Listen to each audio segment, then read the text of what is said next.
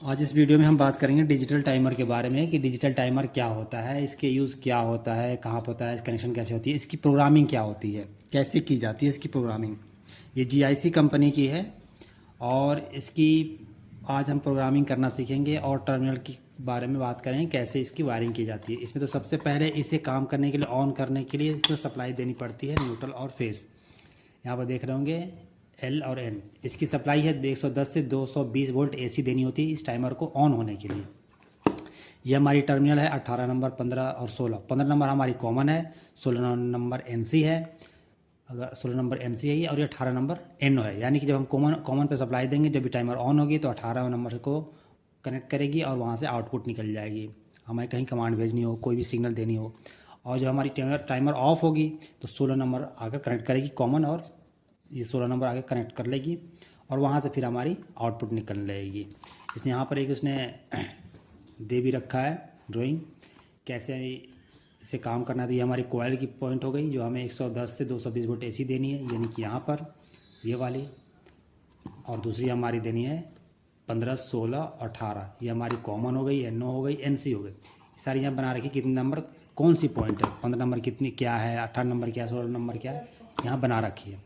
अब बात करते हैं इसकी प्रोग्रामिंग की।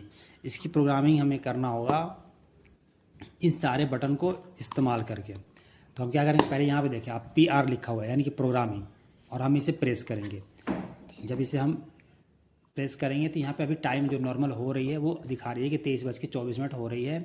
ये हमारी कंडीशन अभी ऑफ हो चुकी है, यानी कि ऑफ कंडीशन में है, और ये ऑटो मोड में है। ये हमें इसको जब सेट करना होगा तो हम पहले इसके प्रोग्रामिंग वाले बटन को प्रेस करेंगे तो यहाँ पे सारी चीज़ें आ जाएंगी। यानी कि पहली सेटिंग हमारी आएगी कि हम आप पहली सेटिंग कर रहे हैं। इसमें टोटल 24 सेटिंग होती है। तो पहली सेटिंग कर रहे हैं, पहली सेटिंग में हमें क्या करना है, सारे डेज़ हैं इसमें, इन सारे डेज़ को ऑन ऑफ करनी है या किस डेज़ को नहीं करनी है।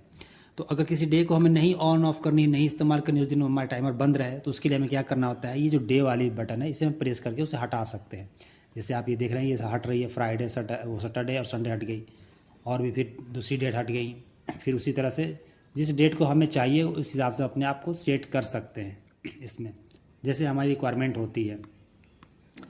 यहाँ पर क्या होगा, अभी फिर प्रेस करते जाएंगे, ये सारी डेज यहाँ पर वापस आ जाए। अब ये सारी डे आ गई, यानी कि सारे डे को हमारी ऑन होगी। अभी क्या कर रहे हैं हम लोग, सेटिंग अभी ऑन का कर रहे हैं, हमें कितने बजे ऑन करना है, तो ये हम सेटिंग कर रहे हैं। तो ये ऑन है। अब हम इसकी टाइमिंग देखेंगे कि क्या टाइमिंग हो रही है। जैसे अभी हम देख लेते हैं कि 23:25 हो रही है, तो अभी हम इसे सेट कर देते हैं 23:30 पर ये ऑन होनी चाहिए। तो हम प्रोग्रामिंग को बटन को प्रेस करेंगे, 23 है,